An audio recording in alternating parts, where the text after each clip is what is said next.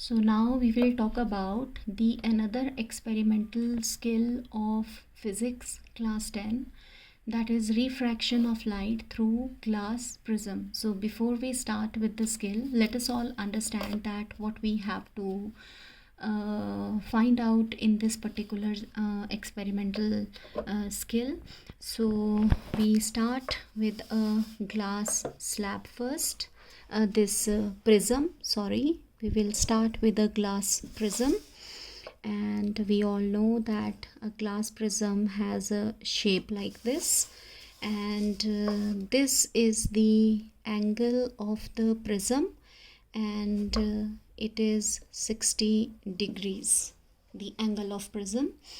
Now this is the prism ABC. Now this is the interface AB, and let us say that the incident ray of light, it falls on the interface AB, and something like this.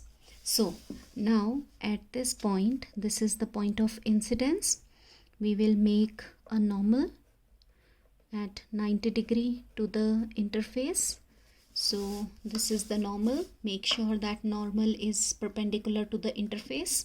So this is N and N dash, and because the mediums, they are different, this is air, this is glass prism, and again on this side will be air. So air is optically rarer medium. It is optically rarer medium, and this is optically denser medium. Now what is an optically rarer medium? It is a medium in which the speed of light is more. And what is an optically denser medium? A medium in which the speed of light is less. So we have done the labeling for the mediums that we have. So now we all can see that if the glass prism was not there, so this ray, incident ray of light, would have gone straight like this. Okay, it would have gone straight like this. But right now it is entering from air into glass, that is from optically rarer medium to optically denser medium. The speed of light will decrease and it will bend towards the normal. So this is the normal, and inside the glass prism it will bend towards the normal. So this is how the ray of light will bend inside it, right? This is the incident ray, this is the refracted ray. Now this refracted ray is touching the second interface BC. Now this is the point of incidence on the interface AB.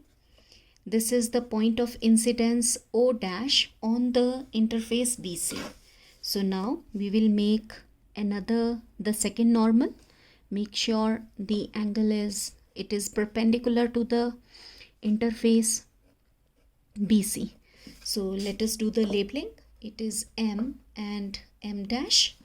So now let us see that when the refracted ray will come out of the prism, it will bend away from the normal, right? And why will it bend away from the normal? Because it is going from denser medium to the rarer medium. The speed of light will increase, and this is how it is going to bend away. So when it will bend away from the normal, this is the emergent ray. So we are going to get a diagram something like this. This is the incident ray, this is the refracted ray, and this is the emergent ray. Now let us quickly mark the angles.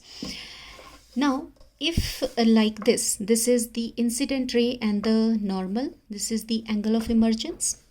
This is the refracted ray and the normal, this will be the angle of refraction.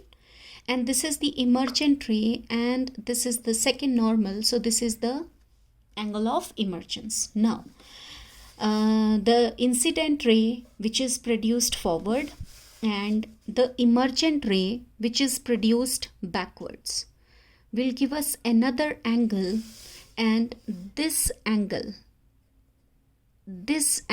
is called the angle of deviation. So what is the angle of deviation? An angle which is formed between the incident ray produced forward and the emergent ray produced backward. So the angle is called the angle of deviation, and when we will be doing it experimentally, so the result that we should get is that angle of incidence plus angle of emergence should be equal to the sum of angle of prism. A is the angle of prism. This is called as angle of prism, and the angle of deviation. So we will be doing it experimentally now, and if there will be errors, it will not be equal. But if it is done very nicely without any error, so we will be observing this final result. Thank you.